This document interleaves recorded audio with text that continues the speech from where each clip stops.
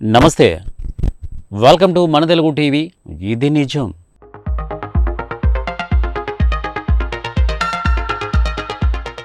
ఎప్పుడైనా జంగిల్లో సఫారీ చేశారా? చాలా థ్రిల్గా ఉంటుంది కదా. ఎటువైపు నుండి ఏ క్రూర మృగం వస్తుందో అని టెన్షన్గా ఉంటూనే ఎంతో ఆసక్తిగా డీప్ ఫారెస్ట్ అంతా సంచారం చేసి రావచ్చు. అసలు సఫారీ అనే పదం ఎక్కడి నుండి వచ్చింది, దీని వెనుక ఉన్న బ్యాక్ స్టోరీ ఏంటో తెలుసుకుందాం ఇవాల్టి ఇది నిజంలో.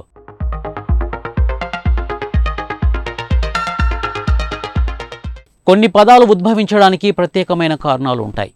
స్వాహిలీ అన్న పదం నుండి సఫారీ వచ్చింది. స్వాహిలీ అరబిక్ పదం.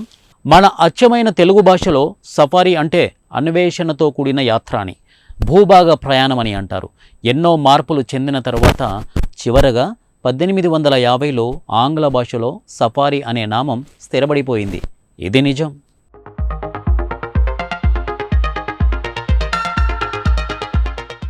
1836లో విలియం కార్న్ వాలిస్ హారిస్ వన్యప్రాణులను, ప్రకృతి దృశ్యాలను తిలకించడానికి, రికార్డింగ్ చేయడానికి హారిస్ సఫారీ స్మైల్ జర్నీని స్థాపించాడు. తొలినాళ్లలో రక్షణ కోసం చాలా కష్టపడ్డాడు. అయితే దీనికంటే ముందే అంటే 17వ శతాబ్దంలోనే సఫారీ ప్రారంభమైందని, దీనికి మూలం ఆవోరా, ఎలాంటాజో ప్రాంతాలని, అక్కడి గ్రామస్తులు అడవి పందులను వేటాడడానికి ఒక రక్షక వ్యవస్థను, పెద్ద వృక్షాల నుండి బలమైన కొమ్ములు, ఆకులను తీసుకొని వాటిని అణువుగా చేసుకొని శరీరానికి కప్పుకునేవారని, సూది మొనలాంటి కర్రలను చేతపట్టుకొని వేట కోసం వెళ్ళేవారని, ఇది ఆటవిక జీవన విధానమని చరిత్ర చెబుతోంది.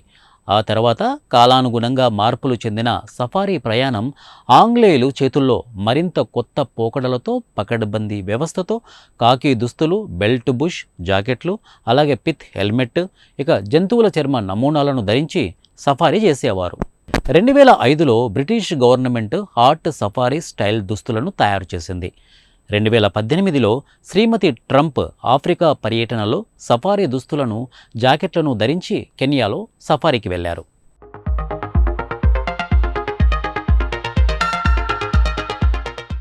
సఫారీకి వెళ్లడమే కాదు, ఆ సమయంలో ధరించే దుస్తులు, రక్షణ కవచాలు. ఇక సఫారీ ఆవిర్భావ వృత్తాంతం తెలుసుకున్నాక ఒకటి అర్థమవుతుంది. ఈరోజు ఎంతటి డీప్ ఫారెస్ట్నైనా సునాయాసంగా సేఫ్గా చుట్టేస్తున్నామంటే దీని వెనక ఈ సౌలభ్యం కోసం ఎంతమంది మేధావులు కృషి చేశారు అన్నది తెలుసుకోవచ్చు.